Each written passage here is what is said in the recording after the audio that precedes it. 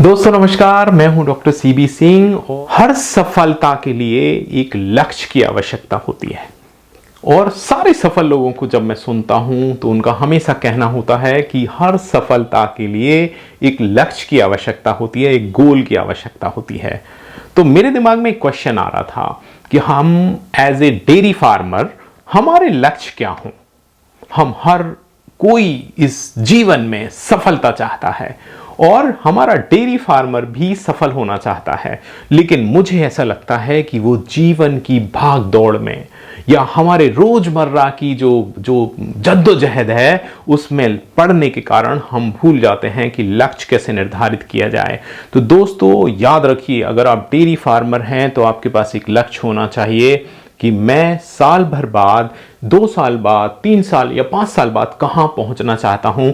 मेरे पास कितने एनिमल्स होंगे, मेरे पास कौन सी ब्रीड होगी, मेरा मिल्क का प्रोडक्शन कितना होगा, मेरे कितने डिसीज कंट्रोल के प्रोग्राम पर मैं कितना खर्चा करूंगा, वैक्सीनेशन कितने % होगा, डिवर्मिंग कितनी करूंगा, मेरी जो एनिमल्स की जो कंसेप्शन रेट है या जो गैमेट ठहरने की जो रेट है वो कितने लेवल तक मैं लेकर जाऊंगा। और जब आप एक बार ये डिसाइड करेंगे तो फिर आप देखिए कि आपकी प्रॉफिटेबिलिटी क्या होगी, आप एक साल में क्या उससे लाभ कमाना चाहते हैं, वो आपकी पर लीटर जो कॉस्ट होगी वो क्या होगी। और जब आप ये सब करेंगे तो आपको जरूरत पड़ेगी कि आप इसको एक पेपर पर लिख लें। और जब लिखते हैं तो आपको जरूरत पड़ेगी कि आप रिकॉर्ड्स रखना स्टार्ट करें, जिसको हम बोलते हैं बही खाता।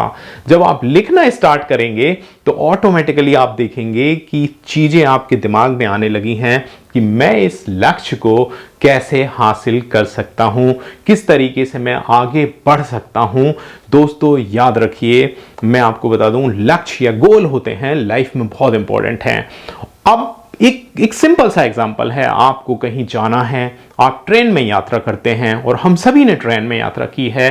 और हम जब ट्रेन में यात्रा करते हैं तो सबसे पहला काम होता है टिकट घर पर पहुंचकर उसका टिकट खरीदना। और जब हम टिकट खरीदते हैं तो वो जो टिकट घर या टिकट काटने वाला जो कर्मचारी होता है वो सबसे पहले पूछता है कि कहां का टिकट चाहिए या कहां जाना है।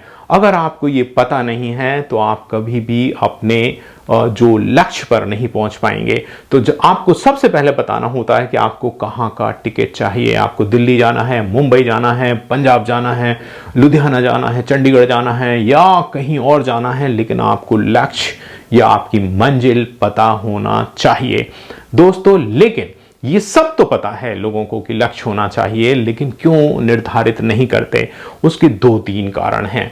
या तो हम हमारे रोजमर्रा के जो काम हैं डेयरी फार्म के, उन पर इतने ज्यादा व्यस्त हो जाते हैं। हमने दूध निकाला, हमने एनिमल्स को खाने पीने दिया, उसके बाद फिर गोबर को साफ किया और उसके बाद हमने दूध को बेच दिया और आकर फिर से अपने काम में लग गए। और यही साइकिल चलता रहता है। और लेकिन हम वो ऊपर की तरफ जो नजर है उसको बनाने के लिए या ऊपर की तरफ जाने के लिए हम लक्ष्य का निर्धारण नहीं कर पाते।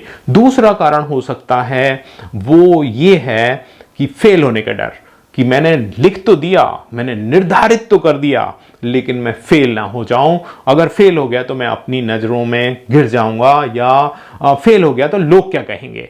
दोस्तों ये डर सबसे खतरनाक है और शायद इसी डर के कारण आप अपने आप को रोक लेते हैं। याद रखिए, जो डर गया सो मर गया। किसी भी फील्ड में अगर आपको सफल होना है, चाहे वो डेयरी का फील्ड हो, चाहे कोई और फील्ड हो, आपको डरना नहीं है, अपने लक्ष्य को निर्धारित करना है। दोस्तों मैं हमेशा बोलता हूं कि ये जो डेयरी है, डेयरी का जो बिजनेस है, ये एक इकोसिस्टम है। इकोसिस्टम का मतलब ये होता है, आपको केवल डेयरी शब्द में केवल दूध दिखाई देता है, लेकिन याद रखिए ये असीमित संभावनाओं का क्षेत्र है। बहुत बड़ा बिजनेस, ये बहुत बड़ी इंडस्ट्री है जो इंडिया की ग्रोथ में बहुत ज्यादा कंट्रीब्यूट करती है।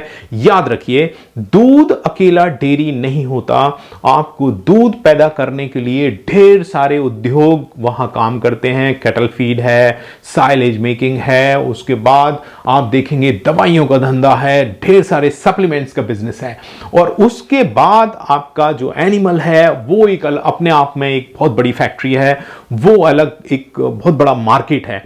उसके बाद जो मिल्क प्रोडक्शन होता है, मिल्क प्रोडक्शन के बाद आप देखेंगे कि जब मिल्क जाता है तो वहां से एक अलग टाइप का बिजनेस स्टार्ट होता है जिसको हम प्रोसेसिंग बोलते हैं। आप देखेंगे वो चिलिंग सेंटर या बल्क मिल्क जो सेंटर्स होते हैं वहां पहुंचेगा, कूलिंग होगी, ट्रांसपोर्टेशन होगा, फिर उसके बाद प्रोसेसिंग होगी, फिर वो वैल्यू एडेड जो प्रोडक्ट्स हैं उसमें कन्वर्ट होगा, वहां से पूरा बिजनेस है। ये पूरा एक इकोसिस्टम है। तो कोशिश करिए, अगर आप डेयरी फार्मिंग में हैं या डेयरी के बिजनेस से कहीं भी जुड़े हैं, तो उसके जो मैक्सिमम जो कंपोनेंट्स हैं या उसके जो पार्ट हैं उनको कैप्चर करने के प्रयास कीजिए। मैंने कई सारे डेयरी फार्मर्स को देखा है, वो पहले फीड को यूज करते हैं, फिर वो कोशिश करते हैं कि हम इस फीड को कैसे घर पे बना सकते हैं, फिर वो कोशिश करते हैं एक छोटा सा फीड जो मैन्युफैक्चरिंग यूनिट हम स्टार्ट करते हैं अपने डेयरी फार्मिंग के लिए, फिर वो आसपास के डेयरी फार्मर्स को भी उससे मदद करते हैं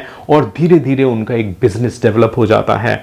इसी तरीके से मैंने देखा है कि मिल्क प्रोडक्शन हो रहा है तो धीरे से हम देखते हैं कि इसकी कोल्ड चेन को किस तरीके से मेंटेन कर सकते हैं, इसको पॉस्चराइज करके पैक करके कैसे घर घर तक पहुंचा सकते हैं, जिससे उनको अच्छे दाम दूध के मिल जाते हैं और उनका एक अलग टाइप का बिजनेस डेवलप हो जाता है, जिससे जो कस्टमर है उसको फ्रेश प्रोडक्ट मिलता है और साथ साथ में जो डेयरी फार्मर है उसको अच्छे दाम मिलते हैं। मैंने बहुत सारे मॉडल्स देखे हैं जो गोबर गैस पे काम कर रहे हैं, जो साइलेज पर काम कर रहे हैं। मैंने देखा है कि वो वेल्स बनाते हैं और साइलेज बनाते हैं, और साइलेज जो एक्स्ट्रा जो बच जाता है वो आसपास के डेयरी फार्मर्स को सप्लाई भी करते हैं, तो उसको भी उन्होंने बिजनेस के तौर पर अडॉप्ट कर लिया है।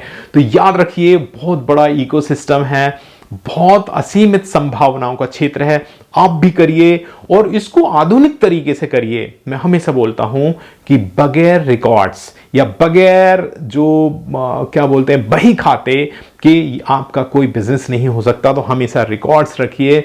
आप जमीनों के मालिक हैं, आपके पास डेयरी फार्म है, आप बहुत बड़ा बिजनेस क्रिएट कर सकते हैं। अपने बच्चों को इसमें इन्वॉल्व करिए, उनको समझाइए कि अगर इसको आधुनिक तरीके से किया जाए, जो आजकल बहुत सारी टेक्नोलॉजी है। मैं ऑटोमेशन के हमेशा थोड़ा सा वो खिलाफ रहता हूं कि थोड़ा सा स्लो चलिए, क्योंकि ये धंधा ऐसा नहीं कि एकदम से पैसा आ जाए। पहले आपको बहुत ढेर सारी मेहनत करनी होती है, उसके बाद आपका बिजनेस ग्रो करता है, तब जाके आप बहुत सारी मशीन या ऑटोमेशन कर सकते हैं, तब आपकी वो प्रॉफिटेबिलिटी भी बनी रहेगी और काम भी आसान होगा।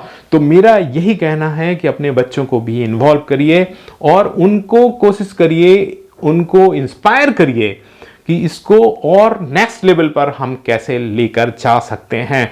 पढ़ते रहिए, सीखते रहिए, और जो सीखता रहेगा वो आगे बढ़ता रहेगा। और याद रखिए, मेरे साथ जुड़े रहिए, क्योंकि मैं हमेशा लेकर आता हूं सही, सटीक और साइंटिफिक इंफॉर्मेशन। दोस्तों, यूं ही साथ बने रहिए, चैनल को सब्सक्राइब करिए, कमेंट बॉक्स में जाकर अपने मन की बात वहां पर टाइप करिए, ताकि मैं नेक्स्ट वीडियो आने वाले टाइम में उस बात को इसमें शामिल कर सकूं और आप तक फिर से पहुंच सकूं। जय हिंद साथियों।